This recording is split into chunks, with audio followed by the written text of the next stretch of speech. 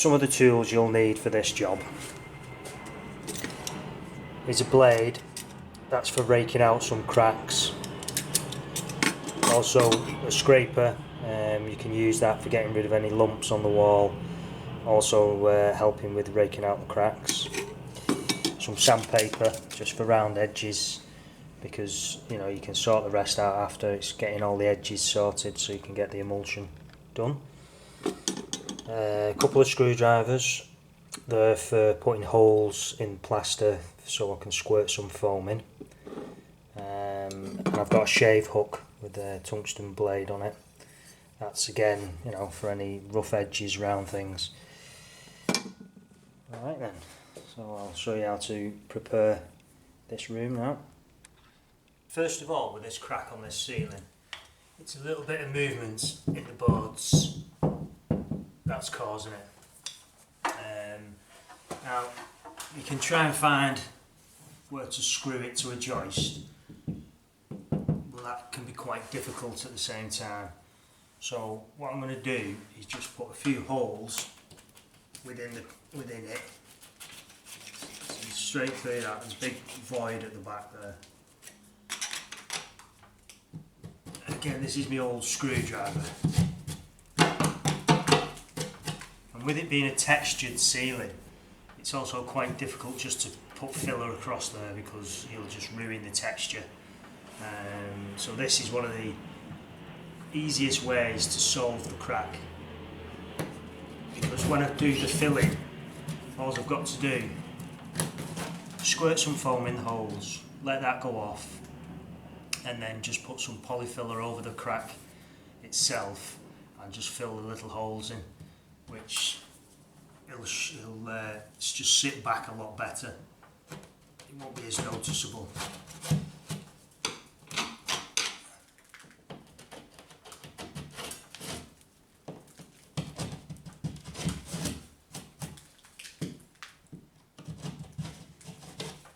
So basically that's the one with the ceiling. There's a crack that runs up here.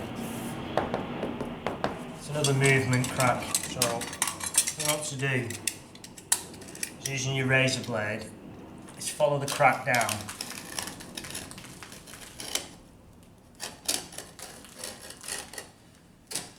Basically make it wider, like a V shape.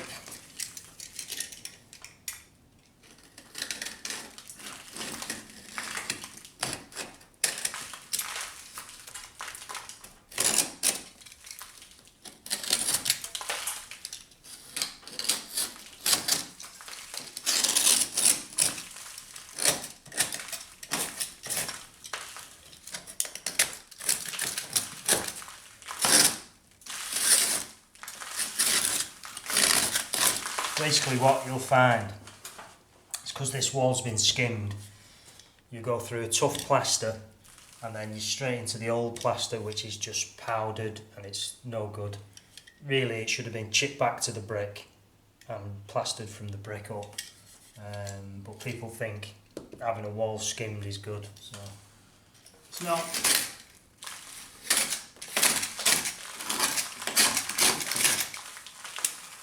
So once you've got so far in,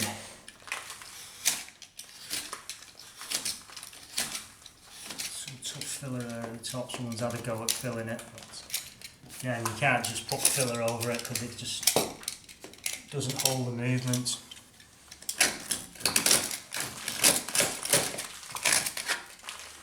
Right, once you're so far in like that, you can probably use your screwdriver or your scraper.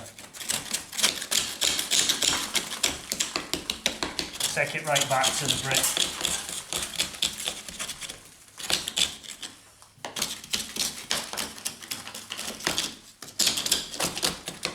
That's all the way through to the brick right there. So once you've put some PVA over that, some thinned out PVA, you can put some foam in there, and once the foam's hardened off, cut it back, and you can polyfiller over the top, and that crack shouldn't come back. Okay, that's the crack raked out, and what you can see there, that's the brick at the back. This is the old plaster. And it's just, you can see it's just really loose. It's not even attached to the brick, really. But then it's been re-skimmed, as you can see, which is no good because, again, you can just see the back, it's just rubbish. It's just not actually adhered to the brick properly, so the cracks will always come back. Right, I'm going to mix some PVA with some water to seal some of the plaster and just rub in some of the cracks before I put some polyfiller. That's the filler I'm using. So what I've got here is my paint pot and a brush 2-inch, and I'm going to mix some PVA with some, I've got some water in there. You don't need a lot of PVA at all, you can just see small amounts in the bottom there.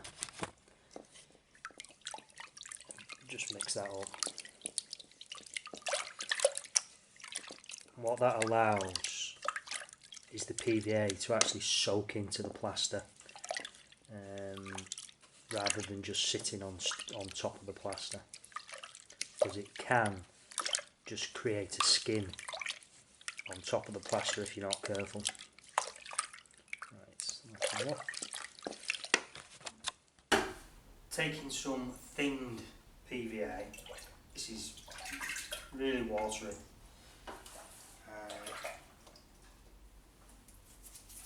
Rub it into the crack. I want it to soak right into the back if you can.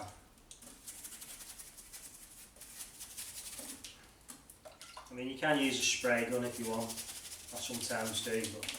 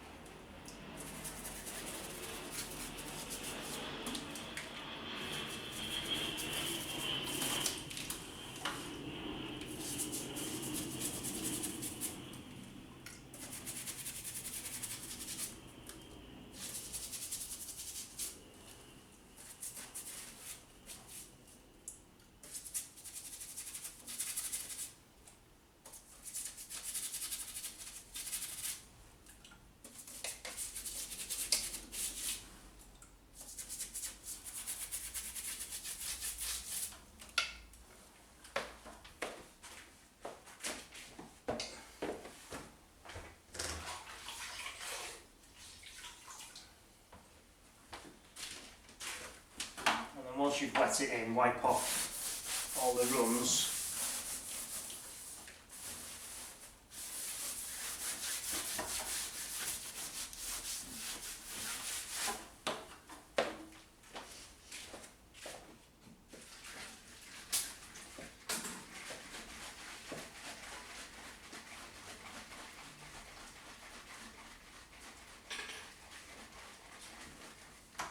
And then taking your foam, give it a good shake up. And you can allow that to squirt into the back.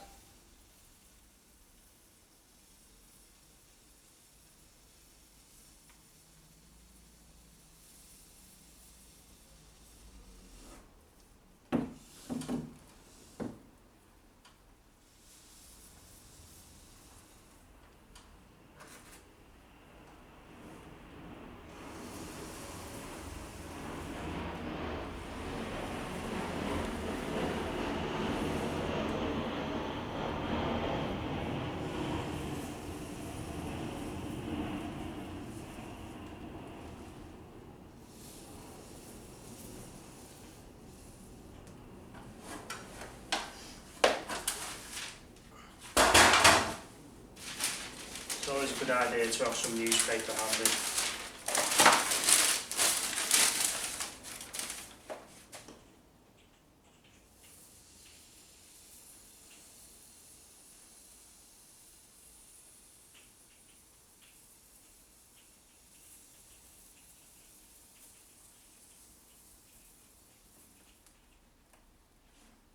that's it.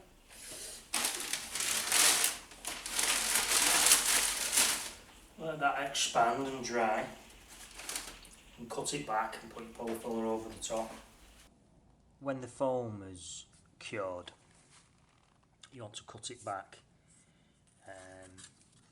You want to make sure you cut it back so it's beyond the plaster. So just set the front off first of all.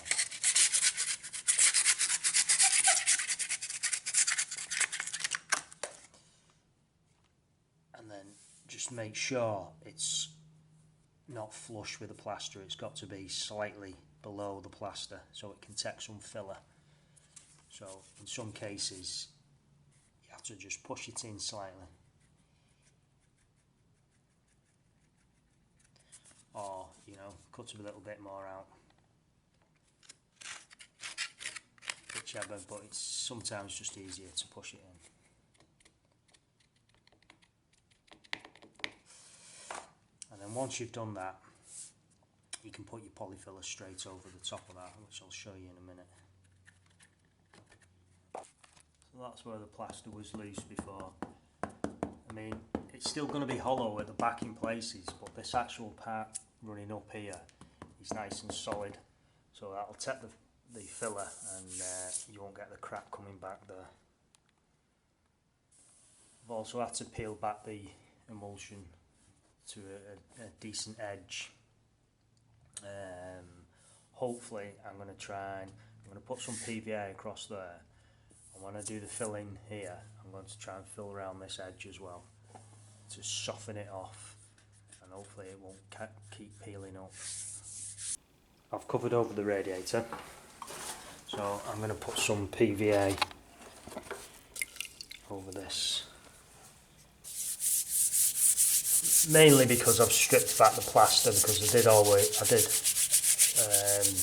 put some PVA on the crack before I put the foam in. But I suppose it's better pouring a bit more over anyway, because you rake the foam out and disturb the plaster.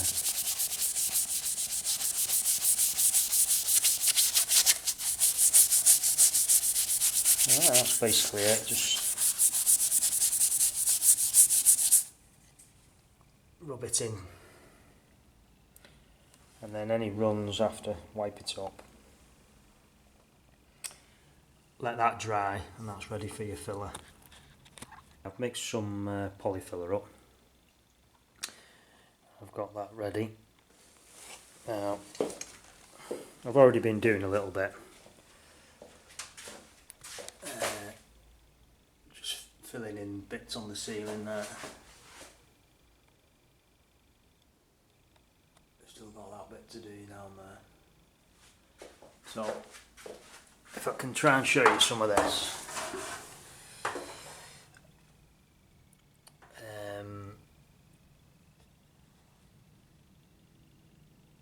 When you put it in the ceiling, on them little hole bits, you can use a cloth just to add a little bit of texture to them.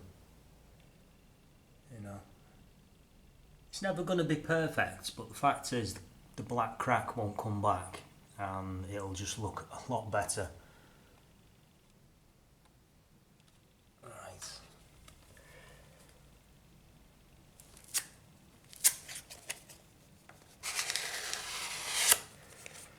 Now, you're never ever going to get these in one fill.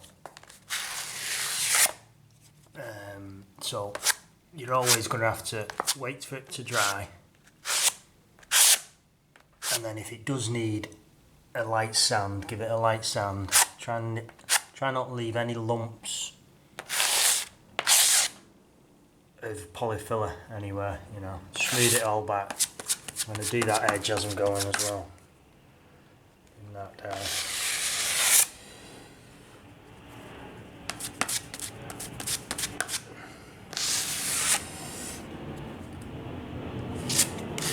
So basically that's it. You could use an undercoat plaster to fill some of these up a bit, but because I've got a lot of polyfiller mixed up, I'm just going to use the polyfiller. It takes longer to dry, but drying time on this job's not an issue, so alright. So once that's dry, light sand and give it another fill. Okay, all the filler's done now. It just needs sanding down. So what you need, the most important thing, dust mask. I've got some new sandpaper, and that's P60, just in case I need some, especially for me, sanding block. You need a sanding block for the flats, around some of the edges, some folded up sandpaper. A pair of gloves is a good idea as well. Now this is a box of old sandpaper, and I never really throw anything away because it always comes in useful for something. When this P60 wears down a bit, it becomes a bit finer, so then it's good for windowsills and things like that. Right. So what you do is you go around the room, you sand half bits on the ceiling what you have to, soften off some of the sharp edges of the polyfiller, and then round the edge of the ceiling where you're going to cut in, you need that quite neat, because when you put your colour along with the white, you want a nice straight edge. So you can use your block in the side and work along.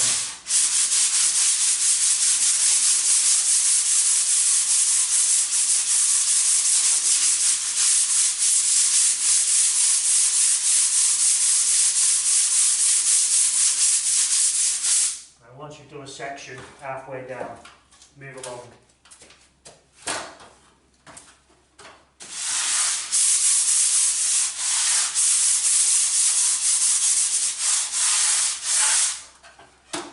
When you come to edges of door casings, around the door casings, you can use your little piece of sandpaper that you've got to do round edges. But I also do half the casing at the same time. I'll do the underneath and do half the side.